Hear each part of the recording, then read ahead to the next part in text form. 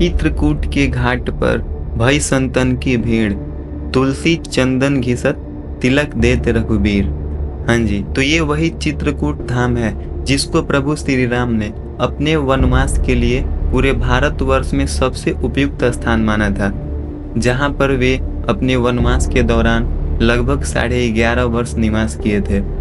चित्रकूट में आपको घूमने के लिए बहुत सारी जगहें मिल जाएंगी, जैसे कि सीता कुंड, हनुमान धारा, लक्ष्मण पहाड़ी, लेकिन वहाँ पर जो सबसे ज़्यादा प्रसिद्ध है वह है रामघाट। वहाँ के स्थानीय लोगों का माने तो ये वही रामघाट है जहाँ पर प्रभु श्री राम नित्य स्नान किया करते थे।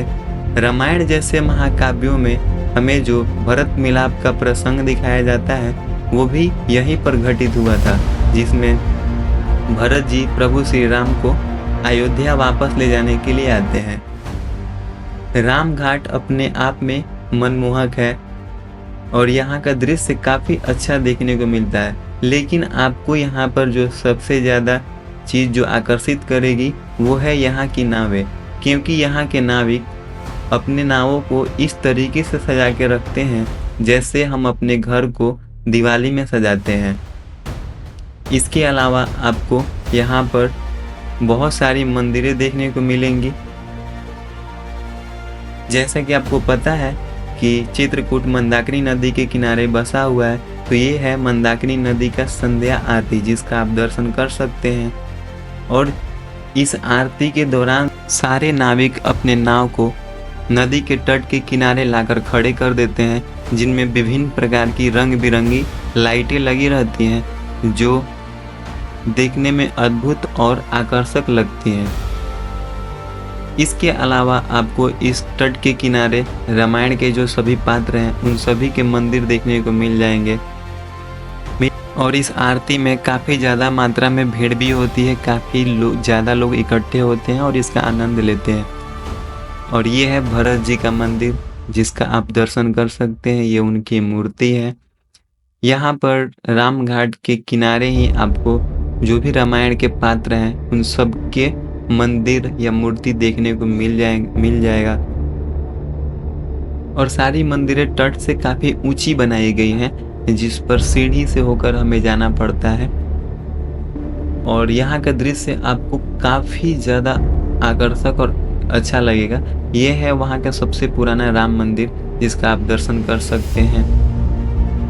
ये हनुमान जी का मूर्ति बनाया गया है जिसकी ऊंचाई लगभग 20 से 30 फीट के आसपास होगी, और ये भी तट के ठीक किनारे ही बनाया गया है। और इसके अलावा इसके बाद हम देखते हैं, और ये कहा जाता है कि यही राम जी का कुटिया था, और ये अब मंदिर में बदल चुका है। और ये वहाँ पर भी इन लोग की मूर्ति रखी गई है। और ये माता सीता के द्वारा लगाया गया तुलसी माता का पौधा है, और ये वहाँ के कोई राजा है जिनकी प्रतिमा इन लोग के साथ टांगी गई है। और ये श्री राम जी के आराध्य, जैसा कि हमें पता है कि महादेव शंकर भगवान का ये मंदिर है, जिसको कहा जाता है कि तो प्रभु श्री राम अपने हाथ से जो ये शिवलिंग है उसकी स्थापना किए थे, जिसका आप दर्शन कर सकते हैं। और ये भी काफ़ी ऊंचाई पर बनाया गया है, काफ़ी ज़्यादा ऊंचाई पर बनाया गया है। तो ये आप ओरिजिनल जो उनके हाथ से बनाया गया शिवलिंग है उसका आप दर्शन कर सकते हैं। ये है महादेव शंकर भगवान का असली मंदिर। ये जो आपको पहाड़ी दिख रहा है, जो मंदिर के पीछे आपको पहाड़ी देखने को मिल रहा है, यही है हनुमान धारा, जहाँ पर कहा जाता है कि हनुमान जी रहा करते थे। और यहाँ पर फिलहाल इनकी एक मूर्ति बनाई गई है जिसको एक नदी स्पर्श करते हुए गुजरती है। और ये जो है आपको, ये वहाँ का एक प्रसिद्ध मंदिर है जहाँ पर भगवान राम के जीवन से जुड़े जो भी महत्वपूर्ण घटनाएं हैं उनको चित्रकारी के माध्यम से दिखाने का प्रयास किया गया है। और जो भी घटनाएं हैं उस चित्र के ऊपर आपको लिखा हुआ मिलेगा। और ये भी एक बेहतरीन और काफ़ी खूबसूरत मंदिर है जहाँ पर बहुत सारी चीज़ें आपको देखने को मिलेंगी। और इसके अंदर ही आपको गोस्वामी तुलसीदास का भी प्रतिमा बनाया गया है। ये एक और घाट है जो कि सीता कुंड के जस्ट बगल में है, और ये हनुमान धारा पहाड़ी है।